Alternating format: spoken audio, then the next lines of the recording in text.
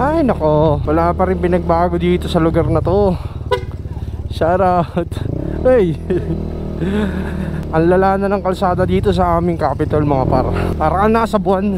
Kawawa yung mga suspension dito ng mga sasakyan tsaka motor. Sa akin, kakapalit ko na naman ng tangis ng front shock.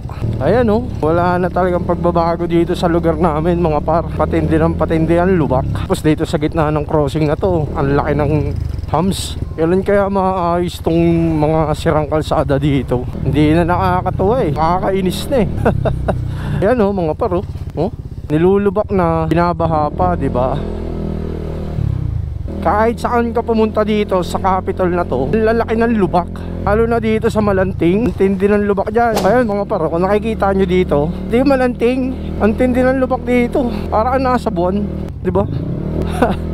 Diba? Ito yung pinakamatinding lubak dito sa capital.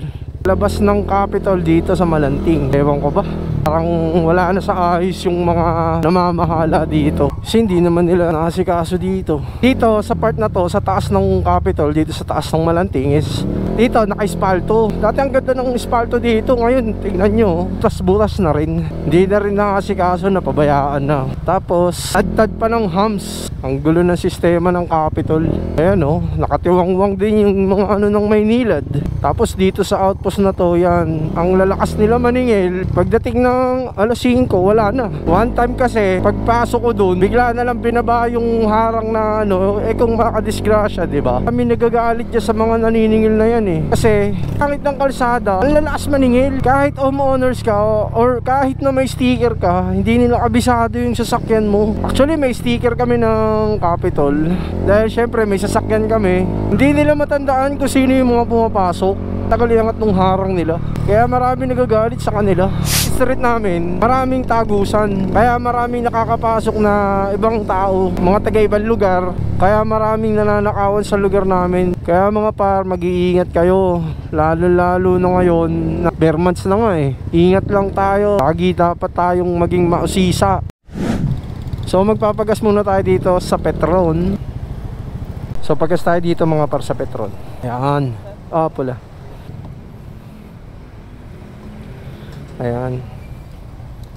Nakatapos lang natin magpagas. Kunin natin ang ating card at tayo babalik na. Okay, let's go. Pagas lang naman tayo mga par. Ito pala yung Amparo Rotonda mga par. Kung itatabla yung court na yan okay yan. Daming malalakas na player dito sa Amparo.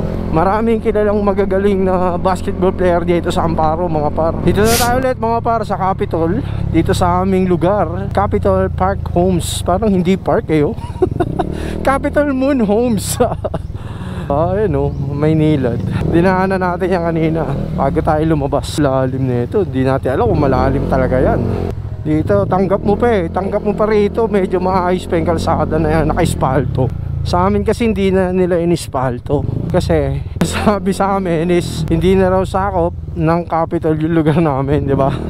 Dito rin mga paro, ito lang yung maayos kasi nasemento na itong part na to dinadaanan ko. Ito lang talaga yung maayos kasi sinemento to ng Maynilad. Tapos dito sa left side, ayan kung makikita nyo, ang tindi ng lubak din. Walang maayos talaga. Tapos dito mga par sa court namin, dito grabe. Akala na lahat libre ang court para sa mga homeowners. Pero hindi, kahit homeowners ka mga par, may bayad pa rin ang court. Dito lang sa Capitol yan. Pero sa iba na mga gawa ng ibang court, sa ibang lugar, libre lang ang paglalaro ng basketball. So yan mga par yung basketball court ng Capitol. Ayan, grabe dyan, puro singil.